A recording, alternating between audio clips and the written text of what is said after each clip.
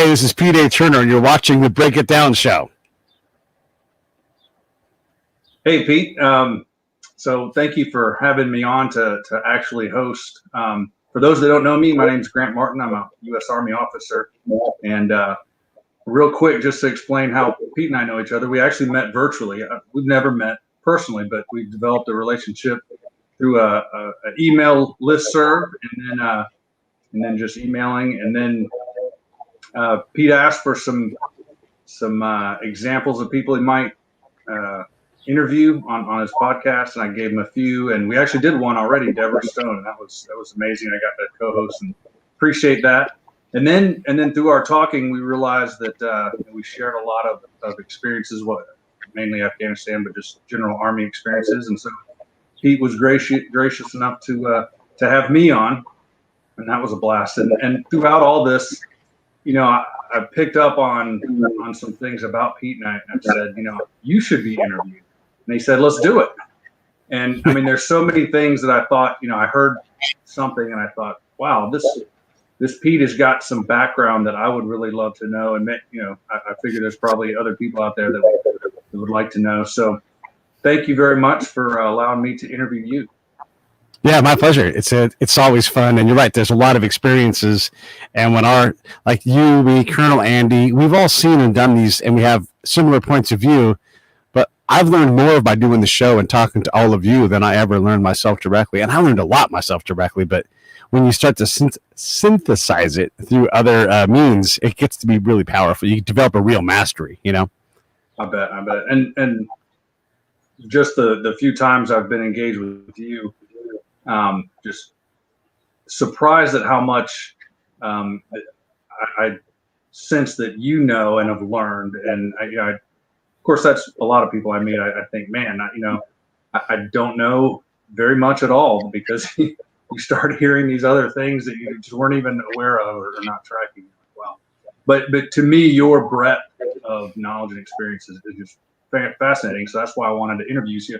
So I could talk forever about that, but I'd like to jump in with my first question, and that is, I'd really like to know your background first, before we get into some of the later topics I want to talk to you about. But so where were you born? Where did you grow up?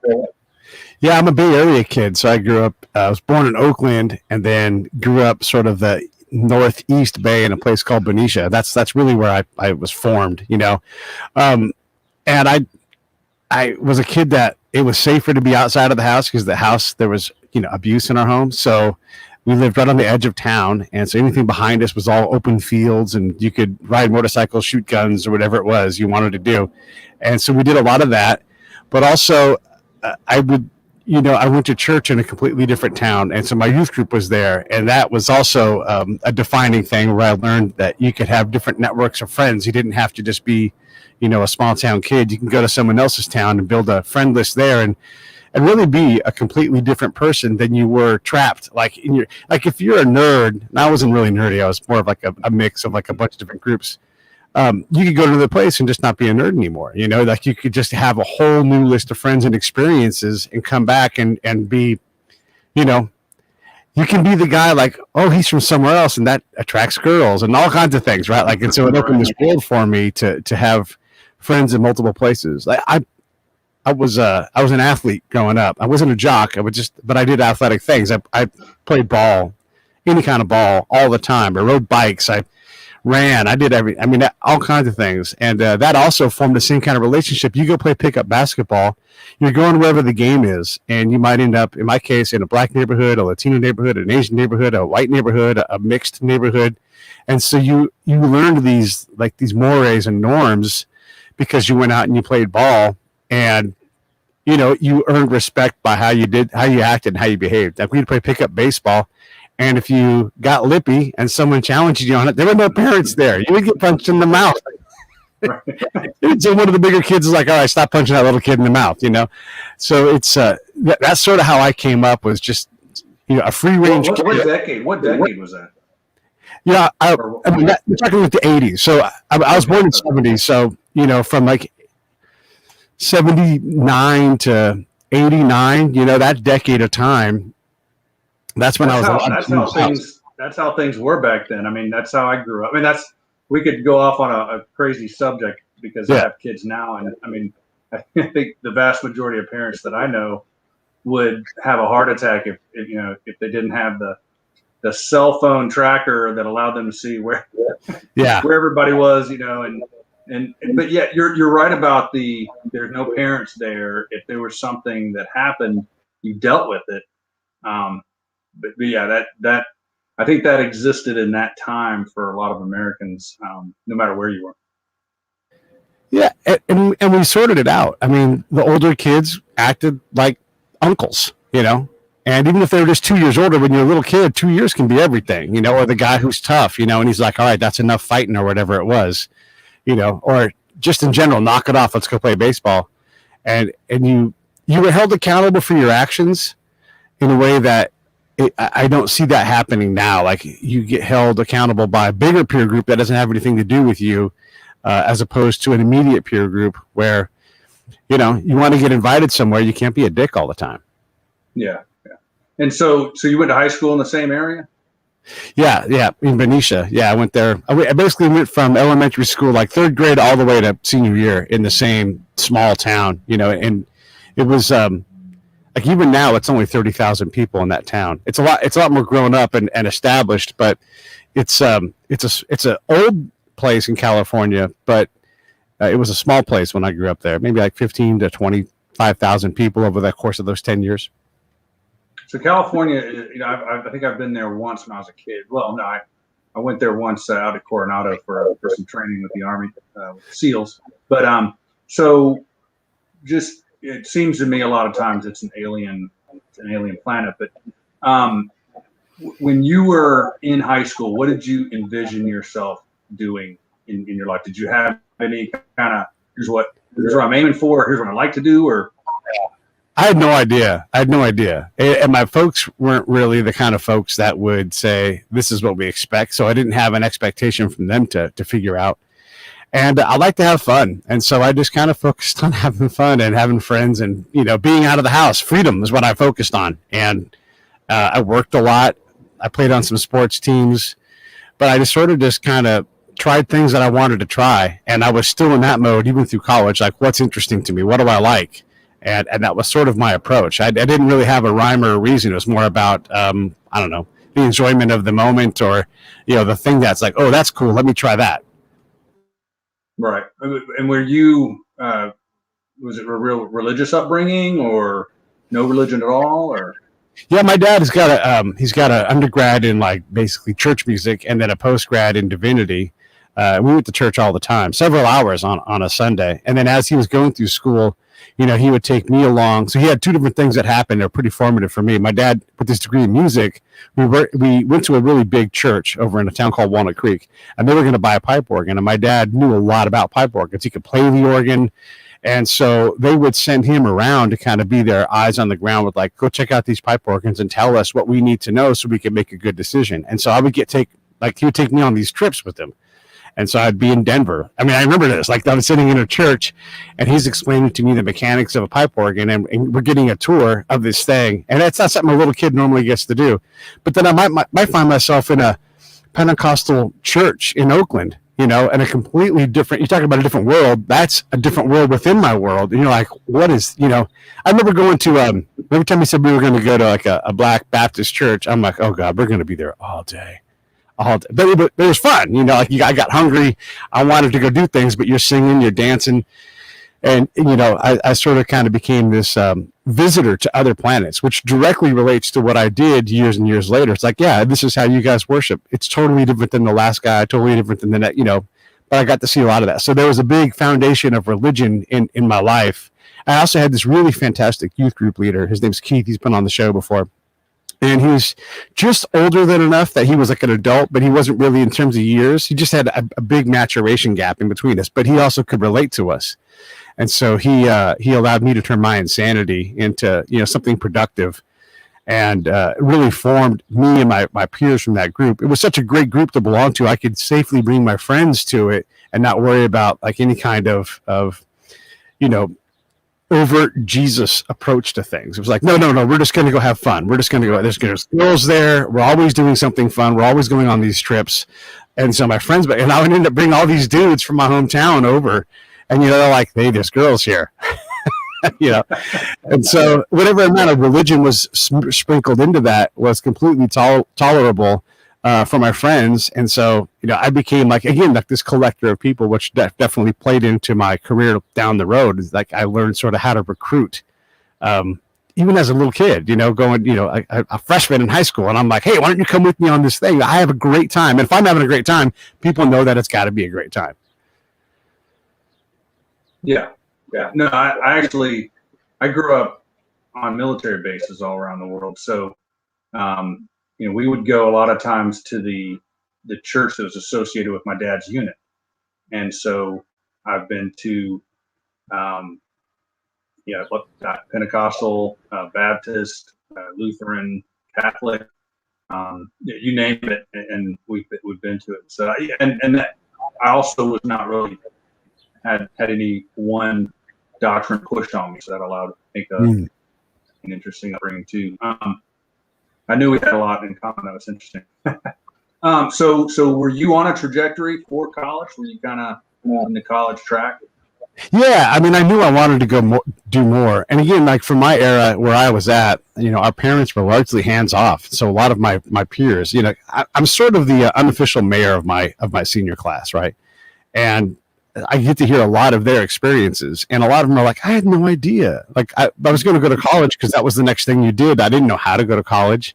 Like I was talking to my friend, I was in Texas last week, and we went to the same high school, and he's like, I went to junior college, and they basically set a path for where I was going to go next. And I'm like, you trusted those guys? I didn't trust the counselors. I'm like, those guys are going to fail me. And so I just did it myself the hard way. And so many of us did that. He was like, only reason why I went to a counselor was like, I don't know what to do. Maybe they'll have answers. And it turned out they did have answers, and so he ended up on this path. But yeah, it was always going to happen that college was going to happen. I'm smart enough that I don't have to study a whole lot. I'm dumb enough that I don't care about grades. And so I'll develop a capacity for the knowledge, but I didn't go to class a whole lot. I goofed around a whole lot, but the stuff was in there, It's just right. I wasn't say I was a bad student. I was just an indifferent student in terms of how the institution would see me. But I learned the things that I needed to learn, though. Right. So you go to college where? All over. Oh, I mean, I went to a lot of different places. I think I've been to 11 different baccalaureate level schools. I mean, I actually should be junior colleges and full universities. But I went to a lot. I moved around. I took classes in places where I wanted to take classes. I didn't mind driving 20 extra minutes to go take a class that was interesting to me. And so I sort of just was like a nomad in terms of school. Ultimately, I graduated from a place called Cal State Hayward, which ultimately became Cal State East Bay. It's part of the Cal State system, obviously. But I went to a lot of different schools for no reason other than I was just exploring. I was looking for what resonated with me. Oh, that's neat. And so did you have a degree? And then if so, what was the focus or the spectrum? Yeah, I realized that communications was easy for me.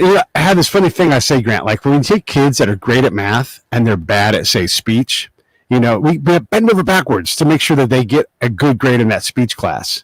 But if it's the other way around and you're great at like contemporaneously speaking, contemporary thought and knowledge, giving out in critical thought in form of people, but you're bad at math, they don't care. Like there's no like bending over backwards to make sure that you get through the math class. So it's like I recognize that I'm plenty smart, but I'm terrible at algebra. Just terrible at it. I understand stats better than I understand algebra. So the highest level of algebra I ever completed, I went an alternate math route and made my way around it because my brain doesn't work that way. And so that was kind of funny. So I've got a master's degree. So I've got an undergrad in TV, radio broadcasting, which turns out is now what I do. Who knew?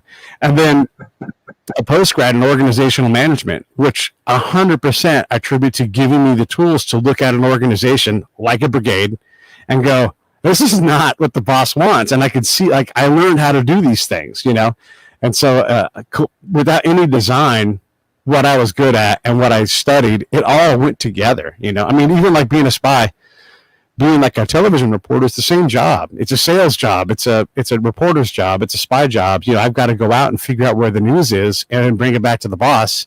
And then he says, good news, give me more of it, Right. No, that reminds me of all the engineers that I went to school with. They eventually had to take some kind of business class because, at some point, more of their work is managing people and managing a business than it is actually doing the engineering work. And yeah, so organizational studies to me is huge right now because I'm trying to understand organizations, and the logic is so foreign to everything that I learned when I was in the early years. So you go from college straight to the Army, or what was in between? Yeah, I graduated, and no one ever taught us how to get a job. And again, I didn't believe in the institutions because of the way I was raised. I was a wild dog, and so I'm like, I don't trust you. You're an authority figure. You're like my dad. You intend to harm me, so I don't trust you. And so I didn't go get an internship. And I'm like, I thought because when they described it, they're like, you have to go work at like CBS in San Francisco, and they're going to work the shit out of you, and they're not going to pay you any money. And I'm like, why do I want to do that? And maybe you get a super low level job. And I'm like, I already have a low level job. I only have so much free time, and I worked my way through school for the most part. So, I walked out of a BA with no real debt. Now, my mom helped me for some of that, but a lot of that is I self-funded. And so I didn't know how to get a job, and I didn't want to, I went to TV radio school. I don't want to go get a job no offense, but I don't want to go work at Budget Rent-A-Car and wear a tie and be on the management track. That wasn't why I went to school. And so I struggled. And right when I graduated, there was a big push towards, and there's nothing wrong with this, but it's just a timing thing. There's a big push towards let's have something other than white dudes read the news at night on the news. And so there were more women, there were more, folks with different ethnicities, and, it just crowded. It's already hard to get started, and it just kind of crowded out a lot of people. And so we had to find another way in the door, and I just never found it. This was time before the internet. Like, you kind of just sent your tape off in a bag to somewhere, and then you would get a letter with your tape in it saying, hey, thanks, but no thanks.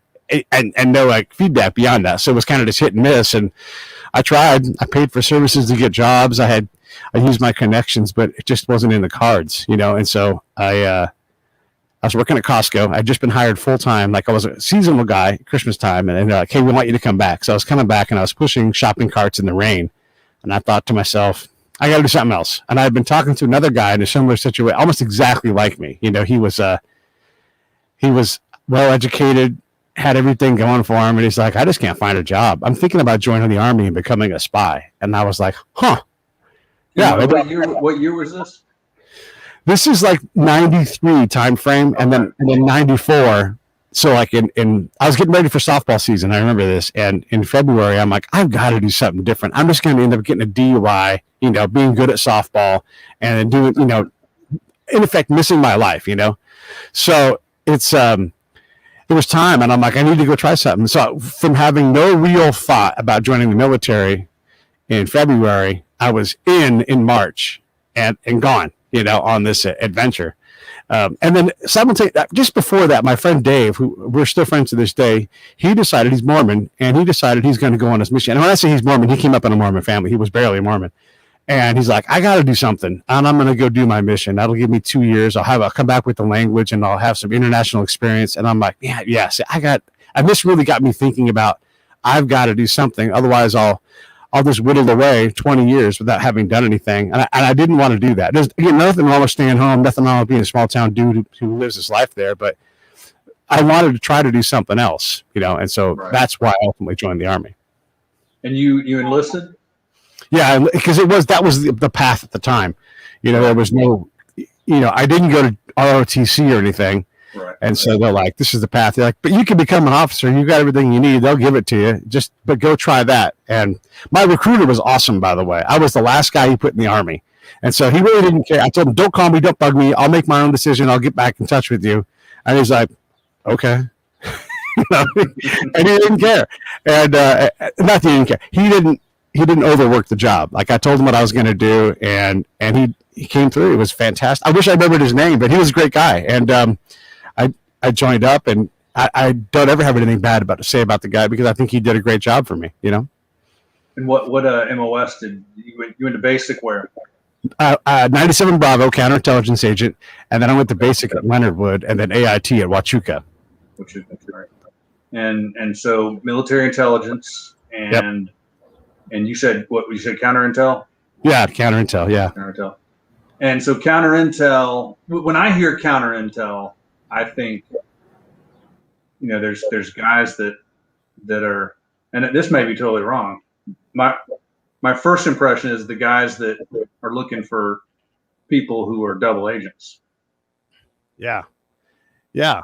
And that's actually got two different perspectives on it. Like I'm looking for double agents and I'm looking to try to make double agents. Right. Right. But there's also lie detectors, strategic debriefers. You can be a person that either looks for or in places bugs, that kind of thing. You could be on surveillance teams, counter surveillance teams, counter surveillance teams. There's all kinds of things that you can do in disciplines that when you're trying to undermine things. And then, of course, also there's the desk jobs, where you're analyzing, where the threat is to put an agent on the ground out in front of it. And so that takes an agent as well. So there's all kinds of things. But then also the tactical mission, you as a commander, who's collecting on us, when are they going to attack, right? And so there's the attack unit thing was kind of born. Really, it became something after I was in. And so that's part of the CI mission, but it kind of got broke off a little bit because the strat side is more traditional CI. But what I did the entire time was all counterintelligence stuff. It's just how you think of the job. But you're right. Like there are some very obvious things that CI people do, but it's probably the most multifaceted job in the military. So you finished. Did you specialize in anything, or were you coming out as just a general counterintel guy? Yeah, no, there's all kinds of specialized schools. Counterintelligence agent. So you get out of Wachuca, and go where? Germany. Went to Germany. Went to Darmstadt into a unit called the 165th, and it was an intelligence battalion. It was what they call stractical. So we had a mission while we were in garrison. And that this involved, is in the 90s? Yes, in the 90s. Yeah. So background investigations, any kind of SAIDA investigations, which are for people who are listening, that's like anybody who's trying to spy. We're trying to determine and who that is and reduce those opportunities for someone who's getting turned against us. Because it's Germany. We're worried about the Russians working some, poor young sap and who's got a clearance. And we're also doing background investigations, maybe some red team stuff, trying to determine, where there were vulnerabilities. But meanwhile, also ready to push into the Fulda Gap and take on the Russians on the ground as well. So kind of this two-hatted problem set of tactical and strategic counterintelligence. Right. And then what? So you were in Germany for how many years? About probably 3 years? No, well, I was in Germany one solid year, and then we started plussing up, getting ready to go to Bosnia. So, basically a year in Germany and basically a year in Bosnia is how that for the most part worked out. Yeah. And so how was Bosnia? It was incredible. I didn't know when I got to Germany, I wasn't going to deploy anywhere. There was nothing on the horizon that looked viable, that you could really rely on. And so you would see the guys that had combat patches. You're like, I got to figure out some way to get somewhere where I can work. How do I get one of those, Right. And there was like a rotation that we did to Macedonia, but that's like a 4 people would go every 6 months. And so you had to be the kind of person they would pick. And that usually meant that the chief got to pick his guys. And I wasn't in an opportunity for that. So I was like, man, what am I going to do? And then the next thing you know, we're deploying. And unlike a lot of young CI agents, my boss, he put me to work. He's like, you're going to do this work. I'm going to go do the other stuff. And through experience and a little bit of his coaching, I got pretty damn good for being a young agent at doing the basics of the job. Right. And so I was never in Bosnia, but I remember a buddy of mine came back and I said, I think it was civil affairs. And he said, I said, what did you do while you're over there? And he said, well, I escorted visiting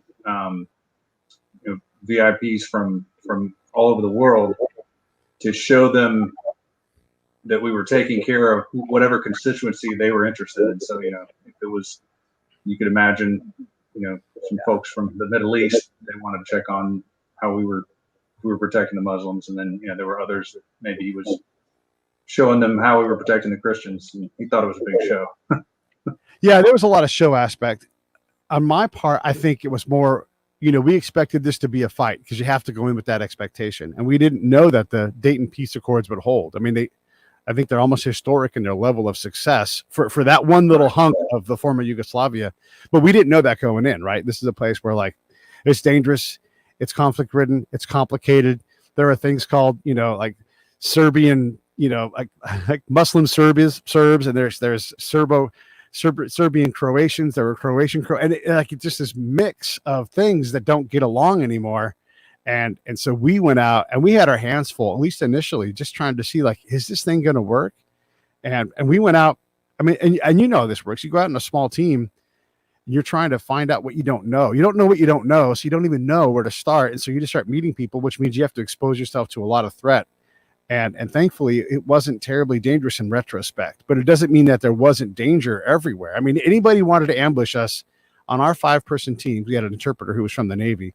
We had 3 9mm and 2 M16s, and a basic load each, and no way to get any more ammo than that. So, for anybody who's listening, that's not a lot of armament to point back at an ambush or something, And so it's remarkable that you get to go out and do this and literally have free access to anywhere in our region that we wanted, because we could move. It wasn't designed this way, but we could move with the 2-vehicle convoy, and we had 2 Humvees, no crew serve weapons, none of that stuff. We didn't even have a radio on my Humvee, right?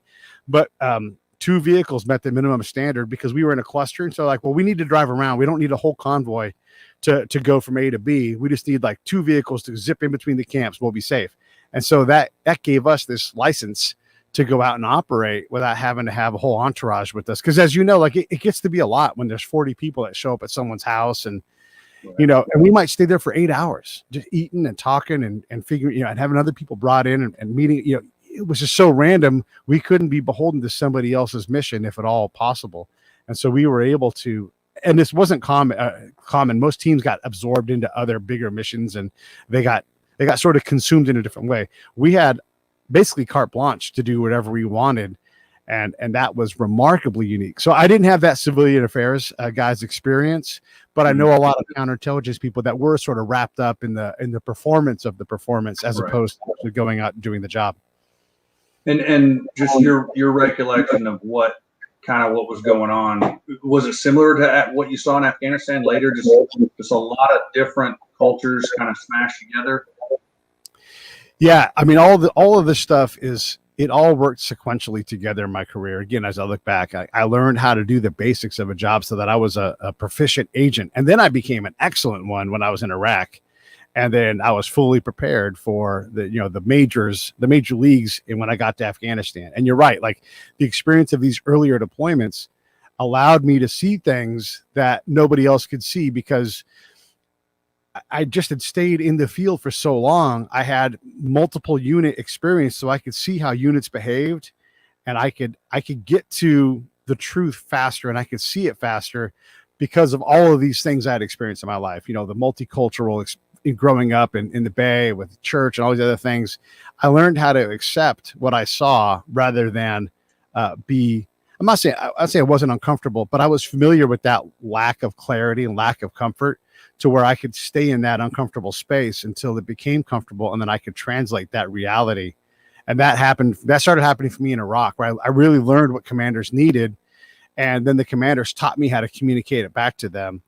And so, for sure, the Bosnian thing, because it was a whole new way of doing intel than before, because we were chasing the Russians before, right? So even before we deployed, I was working off of heavy Russian doctrine, and we knew that that wasn't going to be really valid anymore, but we didn't know what to do. And so it all changed in Bosnia on our deployment, and Somalia and the other deployments. We started to learn these new ways of doing business, but we didn't really know how to do the business because we hadn't done enough of it yet. So you go from Bosnia to where after Bosnia? Yeah, this is funny because the Army doesn't normally work this way. So I met another Army girl, and we got married, and she got curtailed. And so we just by the absolute skin of our teeth, we were able to get married. And then our next assignment was going to be together at Fort Huachuca. And that wasn't, I didn't come down on orders for Fort Huachuca. I came down on orders for Fort Riley. And guess where Fort Riley was going? Right back to Bosnia. And I'm like, hey, branch manager, I'm already here. And you're putting me in a slot where I'm an E4. I'm going to be an E5 as soon as I get home and do my school and everything. Like, I don't have any more learning to do. So can I have a different assignment? He's like, sure, I'll send you to Fort Gordon. And I'm like, okay, great. And then I call him back and I'm like, hey, if I get married, can I go to Huachuca with my hopeful wife? And he's like, yeah, I can do that. And so this branch manager changed look, the branch manager, and this, nobody else will get this. So I'm just talking to you about this. The two guys who don't know each other, branch manager for my wife, branch manager for me, those guys worked together to make sure that we could go to Huachuca together. Like, here's what you have to, it's like a game show. It was like we were on Amazing Race. So like, you guys have to get married in the next 48 hours. So that we can file the paperwork. I will get up out of my chair in DC and walk over to the other guy's hall, and we will work on this together. And I'm like, holy shit. He's like, and I don't do this for everybody, but I want you, because you guys have deployed already, I want you guys to be together. And so someone, a branch manager got out of their chair and helped an E4 and an E3, right. Get married and go somewhere together. And so through all of that, I was like this surprise, for Fort Huachuca. They didn't know I was coming, and they didn't even know who I was, right? And so I was on they have a thing called a gaining roster. I was on no gaining roster. I just showed up, and I showed up during Christmas Exodus, which is when half of the Army is off because we're on a training post.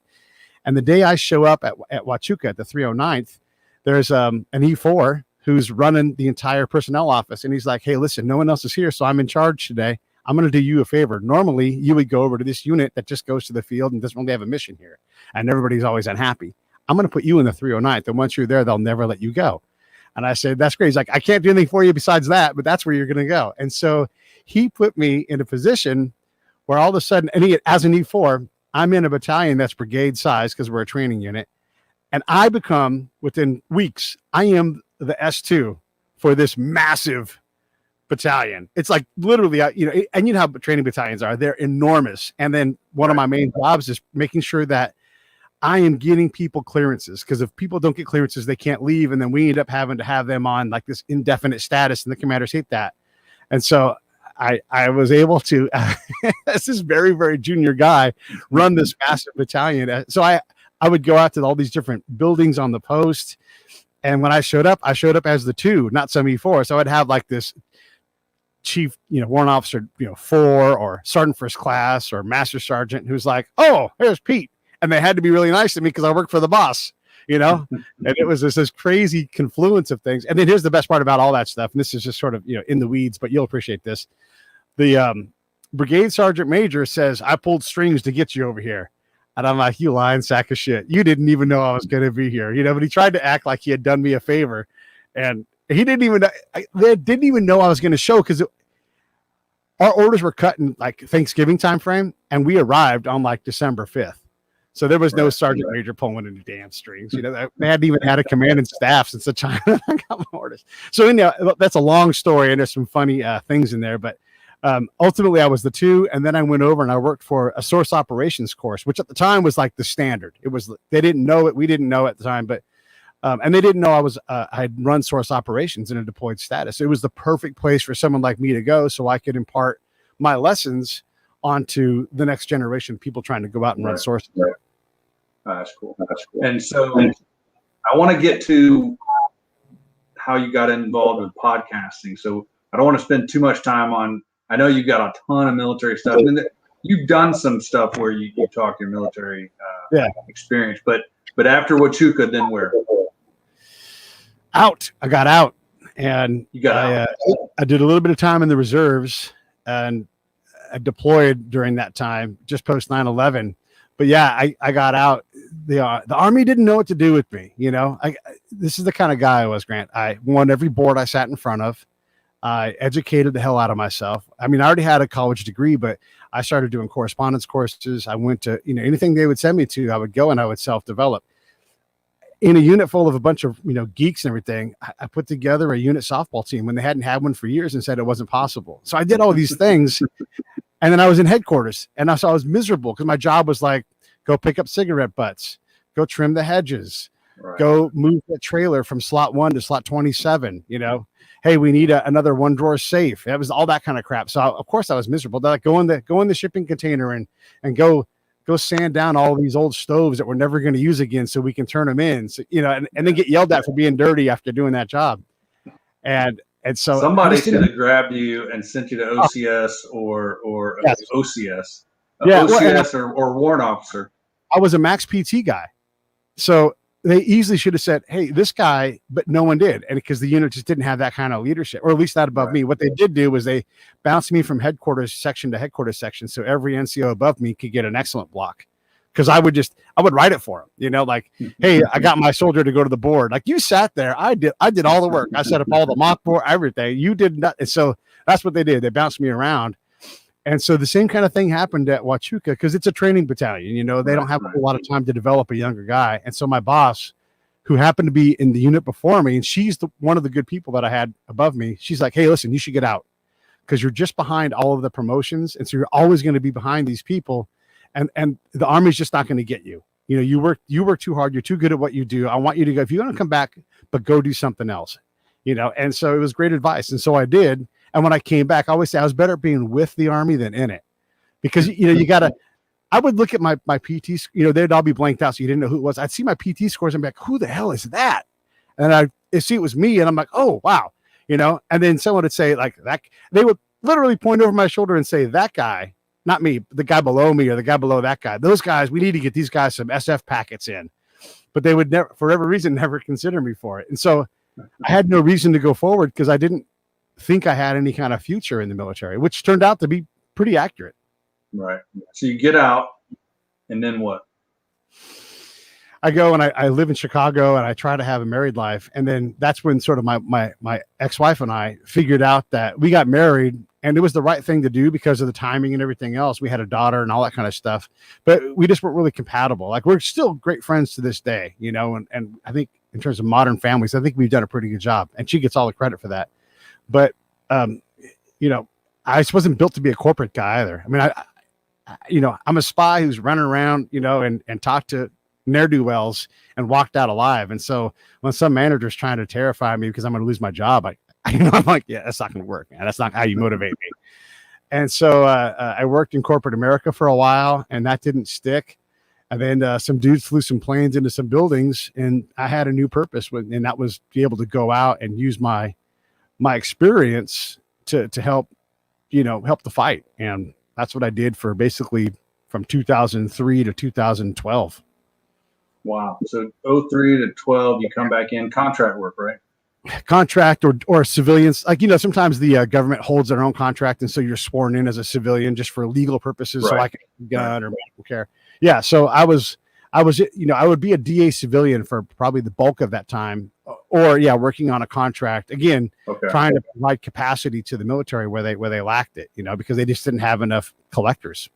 Right. So it was basically a CI type position, right? And were you deployed the whole time, or would you go for like 6 months and then come home for 6 months, or how did that? I know you were in Afghanistan and Iraq, but what was the life for those years? The rotation was sort of on the person, so you could take a lot of vacations, so you could reset, and so I just stayed deployed a lot because it was fun. It was where the work was. No one was going to replace me who was better at it than I was. And so I just stayed. I stayed. And then every now and then they would change contracts or whatever. And so there would be these little gaps of time, like all of 2007, I wasn't in Iraq, but basically every year from 2003 to 12, I was, and 2001 as well. I deployed during that time too. But, I was gone. And one of the things that gave me was, as units transitioned over the top of my position, I got to watch them go through this cycle that we all know about when we come in and we're trained up, but we're not ready for the fight on hand. We get ready and then we leave. And so I became this powerful change agent for the unit. So I could say, hey, more of this, less of that. And I would help them tune in. And even though I was a counterintelligence agent working, a lot of what I did was help the unit not be their own biggest enemy. Because that's really what it came down to. Because and I'm saying this just to be direct, units weren't ready for the fight that they were getting into. They just were completely unprepared, untrained. They had great intention. Everybody worked hard, but it's just, we hadn't figured out how to prepare units for these fights. And so they would come and they would be just completely mission incapable for months. And by the time they started to get it again, they would be like, packing up, getting ready to go. And that, again, that's where I provided a lot of benefit, was focusing on reducing the variables that we did to ourselves that caused us to fail at our mission. So if my job is to help the commander win, I help them win by helping them see what their machine, what their operation was doing. Right. So Iraq was first, and then Afghanistan. Yeah, that's right. Yeah. Lots of Iraq. I've been all over in Iraq. At one point, I think I've been to half of the provinces. So Wow. I've been to a lot of places, and built up a big body of knowledge, so that when I sat in someone's decision meeting or briefing or whatever, even if I was a guest, I would know more about what they were doing than they would, because I'd seen the examples from the other units. And so they're all, and you know how it is when you're on staff, like you have this hunk of time, and then you do a completely different job at a completely different level. Then you do a different job, and then you go back to a small unit. And so I was able to see all of the big motions and say, here's what you guys are missing. Yes, you've deployed a lot, but you've never seen this aspect of what all these units do. And so I literally can sit in a planning meeting and sit back and go, you guys don't see the big picture, because I could look on the wall and see how they communicated with their slides, and I would see what they were missing, because it wasn't that I was a genius. I just had seen it all. So I'd seen the mistakes in communication. I'd seen the assumptive behaviors, and it was endemic. Every unit did it. They might do it in their own way, but I could look and see where the problems were and start to evolve that picture for them, so they were doing a better job. And civil affairs, I beat up on those guys all the time. Like, you're going to go and you're going to paint the mosque and develop trust in the government. No, you're not. That's just nonsense. This doesn't work. But you can't But start. it says it in our manual. Right. Yeah. That's why we're briefing it on the wall. And the commander's like, okay, all right. And then I go out and I'm like, what's the last thing the government did for you? And they're like, nothing. And I wouldn't just take that answer. I'd get a real answer. But you bring that to the civil affairs team, and the good ones would get it. They'd be like, yeah, we know, we got to do a better job. But the bad ones would spit the bid instantly and want to have a fight with me over it. And there were so many that, and I think it's kind of a cultural thing. You almost can't show as a commander any weakness. Right. And so you go in and you just pretend that you know everything. Right. And then you got these civilians like yourself that have been there for multiple rotations, and they're, Yeah. And the thing was, I learned how to speak commander from the commander. So that, a couple of colonels really they spent time to, like, I get what you're doing. Let's get you ready for the next guy so that you can do it faster. And so I would sit with these guys and like, look, we're all trained the same way. And a couple of different guys said this, like, we all love Napoleon, audacity, always audacity. So just be audacious. And so basically I worked out a script, and I would sit down in front of, you, Colonel Martin. Hey, I'm Pete. I'm going to go out on missions. You're not going to get what I do. You're going to put me under a captain. All that's fine. I already know the future. I've done this so many times. I've been to these places. And then at some point, you're going to recognize what I do. That'll be about 3 weeks. And in 3 months, you'll get that you can't do this without me, and I'll be invaluable to you. And you tell me that I can sit on your couch whenever you want. And, and I would look and say, and you're going to tell me I'm the most important force multiplier you have. You don't have to say it then, because I already know you're going to say it. We'll just look at each other. We'll have that moment, and then we'll move forward and keep working, because there's too much to do. All I need from you is access to patrols, and right. And I would say, by the way, I'm also a vertical communication chain. So if you need to back channel something, I can write stuff. I can talk to people. You can put me in someone else's space, but I always need your top covered. If there's something that I'm missing, because, I don't have unit level focus, I've got ground focus. I need you to guide me, because I will lose sight of those things. And they would look at me like, yeah, if you can do all that, great, go do it. And then I would. Right. And so I would have their ear and their trust. And so when civil affairs came back, they'd look at me all the time. And then they would look at those guys, and there was either an implied task of go check that, or he would like, do you want to talk? And I would know what they wanted me to check, because I understood their mission set. And so I could think with them. You have to tell me the commander's intent. I read their mission statement, close with and destroy the enemy, provide force protection, teach and train the local force. That's everybody's mission set. You don't have to be creative to know that. And so anything that worked into that, I would write to it. And that's what I learned how to do. So when I got to Afghanistan, that was like muscle memory for me. That was just going to the chow hall to eat dinner. It wasn't hard to do anymore, to give them things. I could go on the same patrol as somebody else and bring them things that no one else saw or experienced, because they didn't have the ability to see what was happening. Right. Now, so I really badly want to have time for the podcast story and how you got involved in that. But I do want to ask you, I have to ask you this question since you've been in Afghanistan. So Bob Gates, former SecDef, Bob Gates wrote an op-ed, I think in the New York Times this morning, saying we should not abandon Afghanistan, and making the case, obviously, that at this point we just need to give them lots of money and potentially other support, but kind of making the argument that we spent all this money and all this time and we've lost people and we owe it to them, we owe it to the Afghan people to keep on going, because if the Taliban take back the country, then they may allow Al Qaeda back in, that kind of thing. And I'm wondering, what are your thoughts on Afghanistan right now? Yeah, and I could write an op-ed for the New York Times and they wouldn't publish it. But as the ground guy, I would challenge a lot of what he's saying. One, we were never prepared to go there to do the right thing, and that's on him. That's on his peers at that level. That's on General Austin. I mean, I'm not in any way mad at General Austin or anybody who worked, Bob Gates, none of those guys.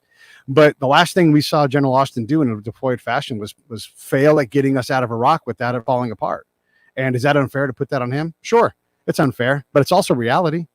So I would say, one, we never trained to go there. If we weren't going to take it serious, then we probably shouldn't be there. I'm not saying that that's the best answer in terms of geopolitical stability and everything, but we've already spent $1 trillion trying to do this. And we couldn't be bothered, Grant, to teach anybody how to work an interpreter at a professional level. So you don't get to spend more money if you're not going to understand the basics of what has to happen. Bob Gates isn't supposed to know any of this stuff, but I could watch us go out and teach. How many times did some general boss say we've turned the corner in Afghanistan? Meanwhile, in 2012, I'm talking to probably 2012, 2011 timeframe. I'm talking to a farmer like, you guys are going to ultimately leave and the Taliban's going to be here because you're already at the table negotiating with them now. So why is my life going to change? Why am I going to reject the Taliban who are from this area and do anything different when you guys, look, we love you being here, but you're not part of the future here, right? And so how do you overcome that, Bob? That would be my question. How do you overcome the fact that every unit went out, and did the same thing? I know we could talk about that forever, but I had to throw that out at you. So yeah, I want to spend 5 minutes asking about the podcast. So you get out of the Army, and then what? And then, or you stop deploying, and then what? Real quick, and then how in the world did you get involved with podcasting? Yeah, so I decided to stop going to war because it was just, I wasn't getting anywhere in life. Like I started identifying with that song Desperado. Like I've got to do something different in my life, and I wanted to tell stories, because I've been doing all these incredible things and trying to relate these stories back to people so they can understand better what combat is like. Because I had unique access to all these different units, all these different areas. And that's where, for me, on my end of it, and my buddy John Leon Guerrero, he started the show with me, and it was a community radio show at first, but they kind of said, you guys are doing something too big for us. Why don't you go out and do something bigger? And so we thought about the podcast thing, and we listened to a bunch of podcasts and sort of structured what we wanted it to be. And then just started doing it. And I mean, it's been, gosh, I guess it's 7 or 8 years now. I have to think about it, but we've been doing this a long time. And even then with John and I, like, this is basically my show now because, John has his own things he has to go do day-to-day life. So he's absolutely part of the show. He's always a founder. He can always host whatever he wants, but ultimately it was I was the storyteller. And so I kept going and building it, making it bigger and bigger. And now we have this thing where I have the ability to bring authors on like Deborah Stone or Sebastian Younger and, incredible artists of all kinds. And that's sort of like, the story of the show is I just continued to go to the field. I just did it in a safer place with better benefits and, safer people instead of having to deal with warlords and Taliban members, But I've seen some of your huge guest list, but I've seen some of the names, and I'm like, how in the world did he get in contact with these people? Much less get them on, get them on the show.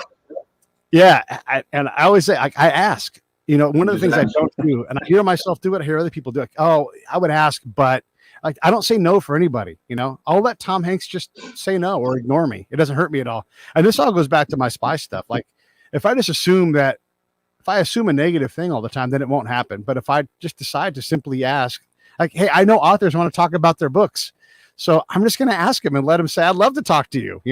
The guy that plays right. bass in a famous band, who asks him to talk and not just about his guitar, you know? And so I have the ability to have incredible questions from my spy training. I have the ability to ask these people and win their confidence and trust, because that's where I focused when I was deployed. That's what I focused on. I had to earn a commander's trust. I had to earn the Taliban's trust. I had to earn these guys' respect by respecting them first. And so that's what I do. I ask, and then I work my skills from there, you know? So I get Grant in and I'm like, hey, Grant, who do you want to have? Deborah Stone. Okay. Which one of us is going to ask? The next thing you know, Deborah Stone's on the show, or who right. That it's you times 100, you know? And so I that's how the show got all these great guests, is I just continued to work the network and then ask people who I thought would say yes.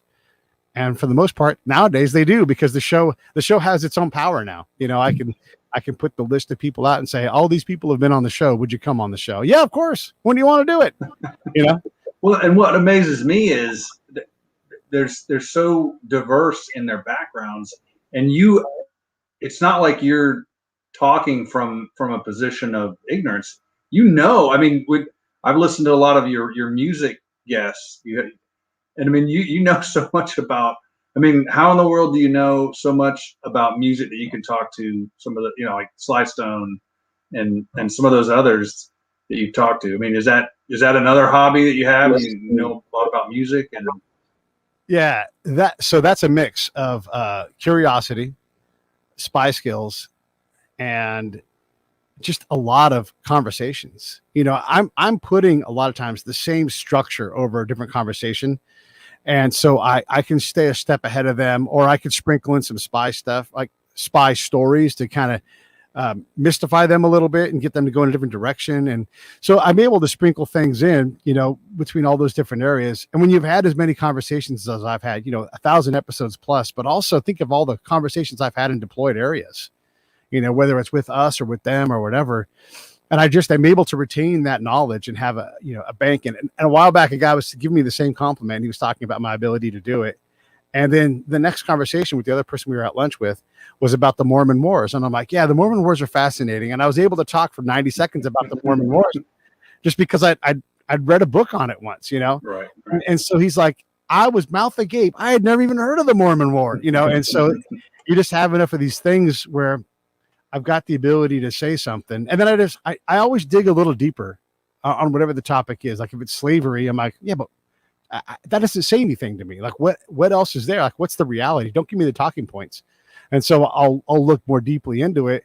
And the next thing you know, that little hunk of knowledge just locks into the matrix in my head. And I've always got access to these bits of knowledge. And then I can process them into a bigger piece of knowledge. And that's what a lot of that knowledge on Afghanistan is. It's just a process of processing complex thoughts into crystal clear ideas.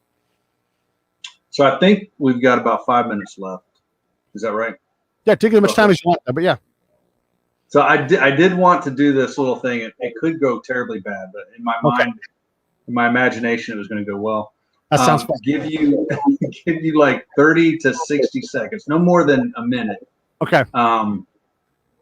Which is totally disingenuous, because the topics I'm going to throw at you cannot be answered in that time frame. But just you know, your really quick soundbite thoughts on a few topics that are out there. So the first one, I think I said it to you: climate change. Go. Yeah. The world according to Pete Turner. Climate change is pretty straightforward. We struggle to get anything right. We struggle with the war on poverty, the war on drugs. So what the heck, you know, what is the outcome that we want to have happen? And I've had Dr. Stephen Running on. He won the Nobel Peace Prize the year that Al Gore won for that work. He's part of that body of scientists that won. And he's like, okay, let's get to 400 parts per million and hold that right there, which basically we're kind of at a little above it now.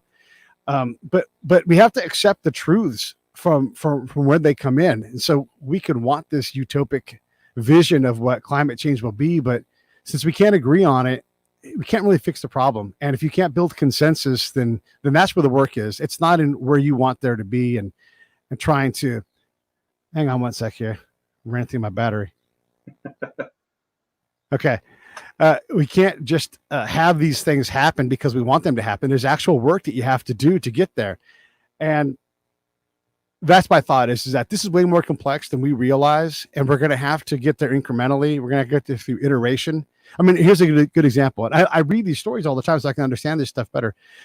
We have so many water preserves where we hold water so we can process it and drink it ourselves. And that creates a lot of methane. Methane's a way worse greenhouse gas than carbon. Than CO2. And so, well, what do we do about that? We need these water reservoirs, but they produce algae and that produces methane. And so now we have this like exacerbating problem. Or how about you take like the top 5 ships or the top 20 ships that send us stuff from China or wherever, right? Those things pollute than all the cars in America, like pollute more. Like in the first 17 miles, they just put out so much carbon into the atmosphere. Why are we not dealing with that?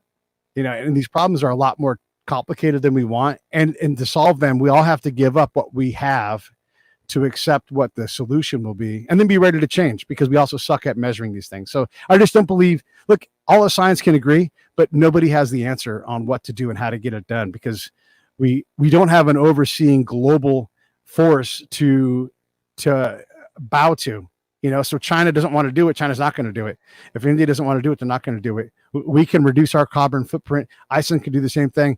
It doesn't matter if we're not doing it as a planet, and nobody's working on that problem. That's my thought.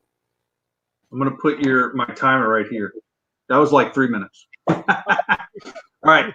And I was supposed to start this off by saying, I heard you talking on one of your podcasts about balance. And it was a political question, and you were like, I really like to see both sides. I don't think any one side has a lock on the truth. So I was really interested in hearing some of your ideas on these things because I have that sort of same appreciation for balance. So all right, next topic: who's the threat of the United States? Who's the main foreign policy? Is it China? Is it Russia? Is it both? Is it neither? Is it you started Middle Eastern terrorism? Or you even asked the question. So right now we're at 13 seconds. It's going to take me 1 second to answer this. Here's the answer. Us. We are the problem. We are always the problem. If we don't start there, we are the problem. That's us. We are the foreign policy problem. Just to be hypercritical of Kamala Harris, her answer in the vice presidential debates on foreign policy was garbage. It showed how inept she is. And it's just her and a long line of people, both sides of the aisle. We've had Dr. Robert Hunter on this, who's an ambassador himself.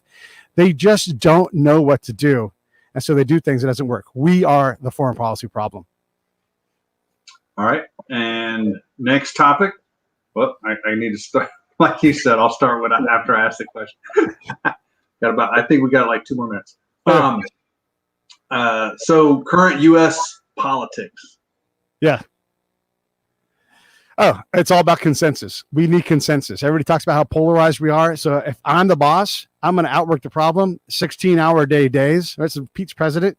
I'm going to have people from both sides of the aisle with me all the time, lunching, dinnering, whatever. I'm also going to have people from the electorate to come in to see what I do so they can observe day to day what my actions are. And you have to build consensus. If you don't do that, it doesn't matter. We can't just go left, right, kill. That's what happens. Kill is the end of that list. So we have to build consensus. And if that seems like it's hard and impossible, that's because it is. And that's where the work is. Because you don't just get to have uniparty things. That breaks down into fights. Anyhow, that's it. And U.S. culture. Okay. So culture's hard. And a lot of problems with like ethnicity and race and everything is due to a lack of cultural acuity. We talk about emotional intelligence and EQ, but CQ is better because it's a higher order of intelligence. If you don't have the ability to process black and white differences, whatever side you're in, if you don't have the ability to say, hey, if you just talk about black problems, what about all of the other problems out there? If you just look at white people and say, oh, they're racist, horrible people who murder people, then you haven't done your homework culturally to understand what the real problems are. And again, you don't have your finger on the pulse of the problem. You have your finger on something that hurts and makes you emotional. But these things, there's a lot more elegance required to solve these problems and a whole lot more tolerance. Humans are intolerant creatures. If we don't focus on our intolerance, and when you say this to people, they're like, yes, but I can't tolerate hate. Well, then you're putting intolerance into your machine and you're going to have intolerant come out as a result. So we have to work on tolerance. We have to work on community. We have to work on patience with each other because we don't all get there at the same time. And last question. Best rock band ever. U2. You stop the clock. It's U2. It's U2. Awesome. Yeah. Awesome. No, I think we're about an hour, and I could talk for another 2, 3, 4, 5 hours probably. But no, this was fun. I really wanted to get to know you, and then I think we both agreed this would probably make a good show. So I wanted to kind of piece together where did Pete come from and get some thoughts on some things, and I think I got about a tenth of what I wanted. So yeah, no, you can ask you. this question if you want. I got a minute or two if you've got it. I'm glad to answer another question. No, okay, so I'll throw this out. The university in America, academy right now, the academic world. There's a lot of change going on right now. There's a lot of, the price tag has gone way up. Do you see what do you see in the next 20 years, U.S. education system? Well, I'll say this: Harvard has a $62+ billion endowment. At some point, that's good enough. They shouldn't charge anybody tuition. Matter of fact, they should probably fund UMass's tuition. I mean, $62 billion endowment, right? That means they're making hundreds of millions of dollars in interest on their endowment. So that problem should be solved in part. Stanford has an enormous multi-tens of billion dollar endowment. California didn't the California system do away with SAT or ACT or whatever? Yeah, SATs are gone, ACTs are gone. So access to education is there. The expensive part is something we have to deal with. That's a sort of temporary but big problem. But if we're going to do this, I think the biggest problem is that because academics tend to lean pretty hard to the left, and I'm being critical of the left right now, we have to work on getting a balancing aspect to this so that the research that's done is how do you here's my question to anybody on the left: how do you wash out ideology if you have your own echo chamber when you do the work? And I'm not saying that all PhDs are like this, but it's difficult when you have ideology, it just creeps in and it's like you believe you're right. And here's what I know from being deployed a lot: I'm wrong way more often than I allow myself to be. And if that's true for me, it's true for everybody. Anybody who's, like the more I know, like the more I learn, the less I know, like that kind of thing. That's still true, even if you're an academic. And we don't like that. It's uncomfortable to be wrong. And we're getting things wrong a lot. And it's causing a lot of strife and struggle in the greater politic. And then people will only, at least in this country, they'll only be pushed so far before they dig their heels in. And again, left, right, kill. I mean, that's what happens. And so we have to, again, work on trying to balance the equation a little bit. And when you can see that it's out of balance, which it is, like this, like with the major media parties right now, just the things they've gotten wrong, either purposely or through ideology or through incompetence. Like this thing with the Lafayette Square, and I'm finding all these truths out. And it's like, you guys ran on this whole thing and you didn't even take time for the IG investigation to come back. And now it comes back and you guys look like buffoons. And the right has got to get better too at speaking to the people and understanding what goes on. So the academic world, I think, is a big part of that, because we're writing books and reading books and dismissing experts who disagree with us at a rate that is not sustainable. At some point, we're going to have to either fight or get better at getting along. And since you did mention a lot of leaders in the U.S. currently, I was supposed to probably put this up front, but yeah. Since you mentioned I'm an Army officer, nothing that I said or nodded to was the position of the U.S. government or DoD. That's right. Yeah, it's good hosting the nod. Like, you're hearing me. That's what you're doing. You're nodding to the fact that you can right. clocking what I'm saying. Politeness. Yeah. And listen, I'm just as critical as anybody at a high level position. You can take it. You can take some critique, whether you're on the left or right. And if you can't, then you should get a different job. So they can take it. This is fun. No, I appreciate the opportunity and thank you very much.